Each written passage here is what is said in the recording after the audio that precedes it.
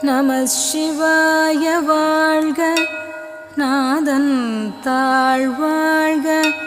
இமைப்பொழுதும் என் நெஞ்சில் நீங்கதான் தாழ்வாழ்க.